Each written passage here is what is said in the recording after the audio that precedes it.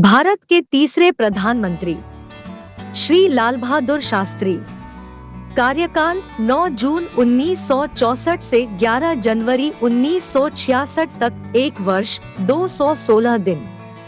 इन्होंने 1965 में भारत पाकिस्तान युद्ध के समय जय जवान जय किसान का नारा दिया था। श्री लाल बहादुर शास्त्री का जन्म 2 अक्टूबर 1904 को उत्तर प्रदेश के वाराणसी से 7 मील दूर एक छोटे से रेलवे टाउन मुगलसराय में हुआ था। उनके पिता एक स्कूल शिक्षक थे। जब लाल बहादुर शास्त्री केवल 1.5 वर्ष के थे तभी उनके पिता का देहांत हो गया था। उनकी मां अपने तीनों बच्चों के साथ अपने पिता के घर जाकर बस गई।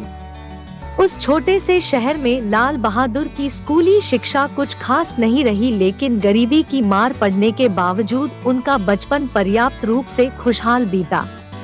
उन्हें वाराणसी में चाचा के साथ रहने के लिए भेज दिया गया था ताकि वे उच्च विद्यालय की शिक्षा प्राप्त कर सकें। घर पर सब उन्हें नन्हे के नाम से पुकारते थे। वे कई मील की दूरी नंगे पांव से ही तय कर विद्यालय जाते थे। यहाँ तक कि भीषण गर्मी में जब सड़कें अत्यधिक गर्म हुआ करती थी तब भी उन्हें ऐसे ही जाना पड़ता था। बड़े होने के साथ ही लाल बहादुर शास्त्री विदेशी दास्ता से आजादी के लिए देश के संघर्ष में अधिक रुचि रखने लगे। वे भारत में ब्रिटिश शासन का समर्थन कर रहे भारतीय राजाओं की महात्मा गांधी द्वारा की गई निंदा से अत्यंत प्रभावित हुए। लाल बहादुर शास्त्री जब केवल 11 वर्ष के थे तब से ही उन्होंने राष्ट्रीय स्तर पर कुछ करने का मन बना लिया था। गांधी जी ने असहयोग आंदोलन में शामिल होने के लिए अपने देशवासियों से आह्वान किया था। इस समय लाल बहादुर शास्त्री केवल 16 वर्ष के थे। उन्होंने महात्मा गांधी के इस आह्वान पर अपनी पढ़ाई छोड़ देने का निर्णय कर लिया था। उनके इस निर्णय ने उनकी मां की उम्मीदें तोड़ दी। उनके परिवार ने उनके इस निर्णय को गलत बताते हुए उन्हें रोकने की बहुत कोशिश की, लेकिन वे इसमें असफल रहे। लाल बहादुर ने अपना मन बना लिया था। उनके सभी करीबी लोगों को यह पता था कि एक बार मन बना लेने के बाद वे अपना निर्णय कभी नहीं बदलेंगे, क्योंकि बाहर से विनम्र दिखने वाले लाल बहादुर अंदर से चट्टान की तरह दृढ़ हैं। लाल बहादुर शास्त्री ब्रिटिश शासन की अवज्ञा में स्थापित किए गए कई राष्ट्रीय संस्थानों में से एक वाराणसी के काशी विद्यापीठ में शामिल हुए। यहाँ वे महान विद्वानों एवं देश के राष्ट्रवादियों के प्रभाव में आए।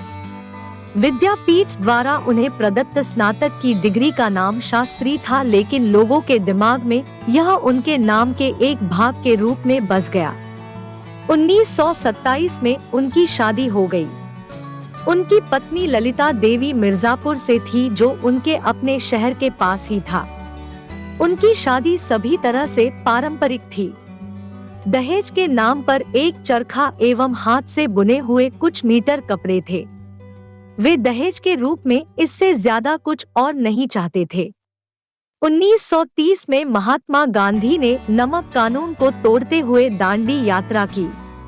इस प्रतीकात्मक संदेश ने पूरे देश में एक तरह की क्रांति ला दी। लाल बहादुर शास्त्री विह्वल ऊर्जा के साथ स्वतंत्रता के इस संघर्ष में शामिल हो गए। उन्होंने कई विद्रोही अभियानों का नेतृत्व किया एवं कुल 7 वर्षों तक ब्रिटिश जेलों में रहे। आजादी के इस संघर्ष ने उन्हें पूर्णतः परिपक्व बना दिया। आजादी के बाद जब कांग्रेस सत्ता में आई, उससे पहले ही राष्ट्रीय संग्राम के नेता विनीत एवं नम्र लाल बहादुर शास्त्री के महत्व को समझ चुके थे। 1946 में जब कांग्रेस सरकार का गठन हुआ तो इस छोटे से डायनमो को देश के शासन में रचनात्मक भूमिका निभाने के लिए कहा गया। उन्हें अपने गृह राज्य उत्तर प्रदेश का संसदीय सचिव नियुक्त किया गया और जल्द ही वे गृह मंत्री के पद पर भी आसीन हुए। कड़ी मेहनत करने की उनकी क्षमता एवं उनकी दक्षता उत्तर प्रदेश में एक लोकोक्ति बन गई। वे 1951 में नई दिल्ली आ गए एवं केंद्रीय मंत्रिमंडल के कई विभागों का प्रभार संभाला। रेल मंत्री, परिवहन एवं संचार मंत्री, वाणिज्य एवं उद्योग मंत्री, गृह मंत्री एवं नेहरू जी की बीमारी के दौरान बिना विभाग के मंत्री रहे। उनकी प्रतिष्ठा लगातार बढ़ रही थी। एक रेल दुर्घटना जिसमें कई लोग मारे गए थे के लिए स्वयं को जिम्मेदार मानते हुए उन्होंने रेल मंत्री के पद से इस्तीफा दे दिया था। देश एवं संसद ने उनके इस अभूतपूर्व पहल को काफी सराहा। तत्कालीन प्रधानमंत्री पंडित नेहरू ने इस घटना पर संसद में बोलते हुए लाल बहादुर शास्त्री की ईमानदारी एवं उच्च आदर्शों की काफी तारीफ की। उन्होंने कहा कि उन्होंने लाल बहादुर शास्त्री का इस्तीफा इसलिए नहीं स्वीकार किया है कि जो कुछ हुआ वे इसके लिए जिम्मेदार है, बल्कि इसलिए स्वीकार किया है क्योंकि इससे संवैधानिक मर्यादा में एक मिसाल कायम होगी।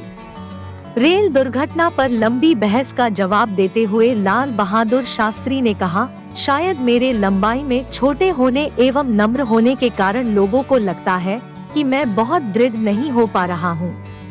यद्यपि शारीरिक रूप से मैं मजबूत नहीं हूँ, लेकिन मुझे लगता है कि मैं आंतरिक रूप से इतना कमजोर भी नहीं हूँ।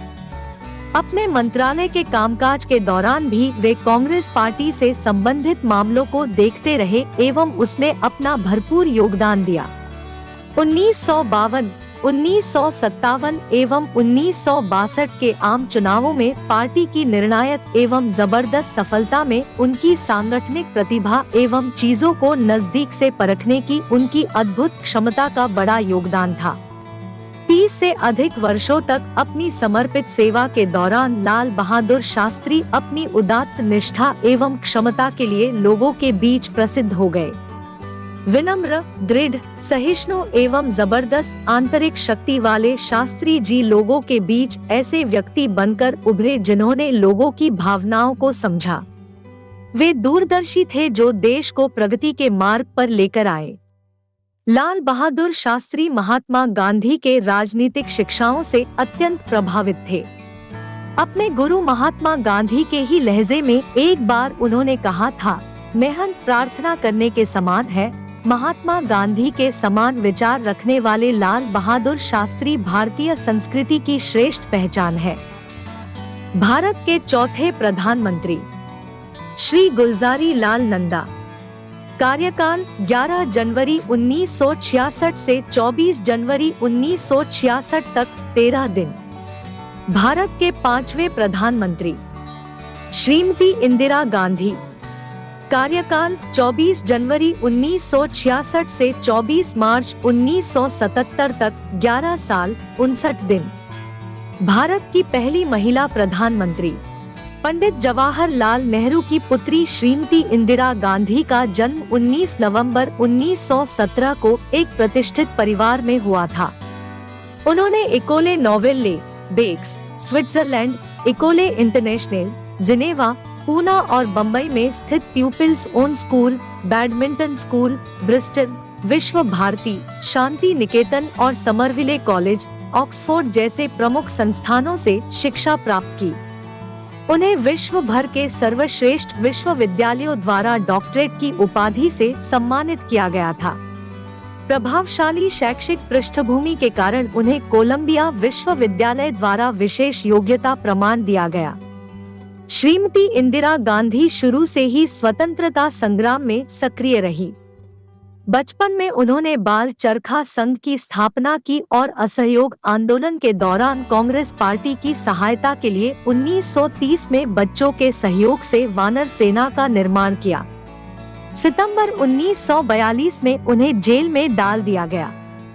1947 में इन्होंने गांधी जी के मार्गदर्शन में दिल्ली के दंगा प्रभावित क्षेत्रों में कार्य किया। उन्होंने 26 मार्च 1942 को फिरोज गांधी से विवाह किया। उनके 2 पुत्र थे। 1955 में श्रीमती इंदिरा गांधी कांग्रेस कार्य समिति और केंद्रीय चुनाव समिति की सदस्य बनी। 1958 में उन्हें कांग्रेस के केंद्रीय संसदीय बोर्ड के सदस्य के रूप में नियुक्त किया गया। वे एआईसीसी के राष्ट्रीय एकता परिषद की उपाध्यक्ष और 1956 में अखिल भारतीय युवा कांग्रेस और एआईसीसी महिला विभाग की अध्यक्ष बनी। वे वर्ष 1959 से 1960 तक भारतीय राष्ट्रीय कांग्रेस की अध्यक्ष रही। जनवरी 1978 में उन्होंने फिर से यह पद ग्रहण किया।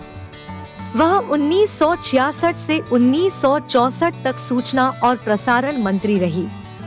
इसके बाद जनवरी 1966 से मार्च 1977 तक वह भारत की प्रधानमंत्री रही।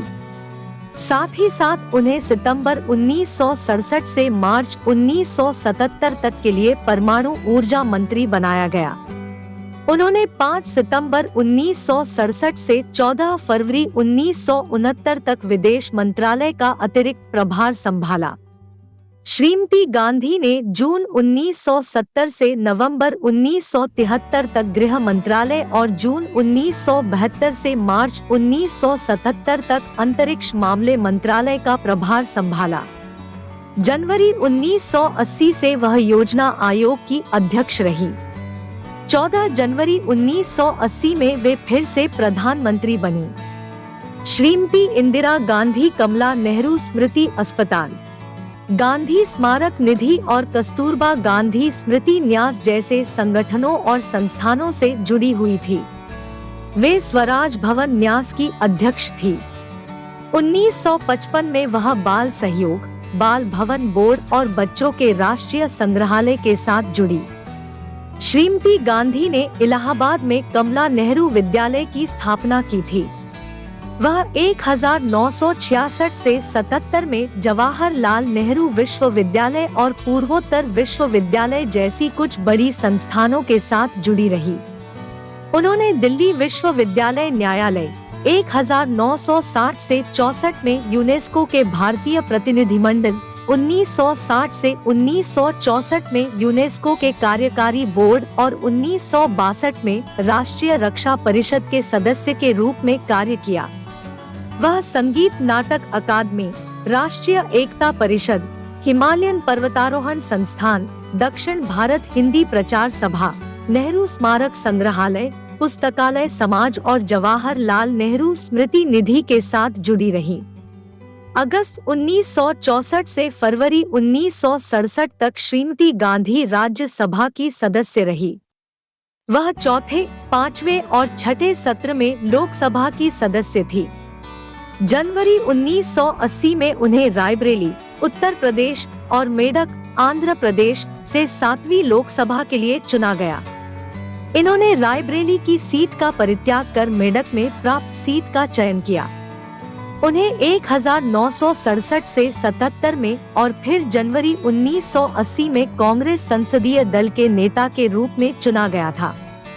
विभिन्न विषयों में रुचि रखने वाली श्री गांधी जीवन को एक सतत प्रक्रिया के रूप में देखती थी, जिसमें कार्य एवं रुचि इसके विभिन्न पहलू हैं, जिन्हें किसी खंड में अलग नहीं किया जा सकता और न ही अलग अलग श्रेणियों में रखा जा सकता है। उन्होंने अपने जीवन में कई उपलब्धियां प्राप्त की। उन्हें 1972 में भारत रत्न पुरस्कार, 1972 में बांग्लादेश की स्वतंत्रता के लिए मैक्सिकन अकादमी पुरस्कार, 1973 में FAO का दूसरा वार्षिक पदक और 1976 में नागरी प्रचारिणी सभा द्वारा साहित्य वाचस्पति पुरस्कार से सम्मानित किया गया। 1953 में श्रीमती गांधी को अमेरिका ने मदर पुरस्कार, कूटनीति में उत्कृष्ट कार्य के लिए इटली ने इसाबेला डी एस्टे पुरस्कार और येल विश्वविद्यालय ने पोलैंड मेमोरियल पुरस्कार से सम्मानित किया। फ्रांस जनमत संस्थान के सर्वेक्षण के अनुसार वह 1967 और 1968 में फ्रांस की सबसे लोकप्रिय महिला थी। 1971 में अमेरिका के विशेष गैलप जनमत सर्वेक्षण के अनुसार वह दुनिया की सबसे लोकप्रिय महिला थी। पशुओं के संरक्षण के लिए 1971 में अर्जेंटीना सोसाइटी द्वारा उन्हें सम्मानित उपाधि दी गई। उनके मुख्य प्रकाशनों में द इयर्स ऑफ चैलेंज 1966 से 69, द इयर्स ऑफ एंडेवर 1969 से 72, इंडिया लंदन 1975, इंडे लॉसेन 1979 एवं लेखों एवं भाषणों के विभिन्न संग्रह शामिल है। उन्होंने व्यापक रूप से देश विदेश की यात्रा की। श्रीमती गांधी ने अफगानिस्तान, बांग्लादेश, भूटान, बर्मा, चीन, नेपाल और श्रीलंका जैसे पड़ोसी देशों का भी दौरा किया। उन्होंने फ्रांस, जर्मन लोकतांत्रिक गणराज्य, जर्मनी के संघीय गणराज्य, गुयाना, हंगरी, ईरान, इराक और इटली जैसे देशों का आधिकारिक दौरा किया। श्रीमती गांधी ने Algeria, Argentina, Australia, Austria, Belgium, Brazil, Bulgaria, Canada, Chile, Czechoslovakia, Bolivia और मिस्र जैसे बहुत से देशों का दौरा किया। वह Indonesia, Japan, Jamaica, Kenya, Malaysia, Mauritius, Mexico, Netherland, New Zealand, Nigeria, Oman, Poland, Romania, Singapore, Switzerland, Syria, Sweden, Tanzania, Thailand, Trinidad और टोबैगो, संयुक्त अरब अमीरात, ब्रिटेन, अमेरिका, सोवियत संघ, उरुग्वे, वेनेजुएला, यूगोस्लाविया, जाम्बिया और जिम्बाब्वे जैसे कई यूरोपीय, अमेरिकी और एशियाई देशों के दौरे पर गई। उन्होंने संयुक्त राष्ट्र मुख्यालय में भी अपनी उपस्थिति दर्ज कराई।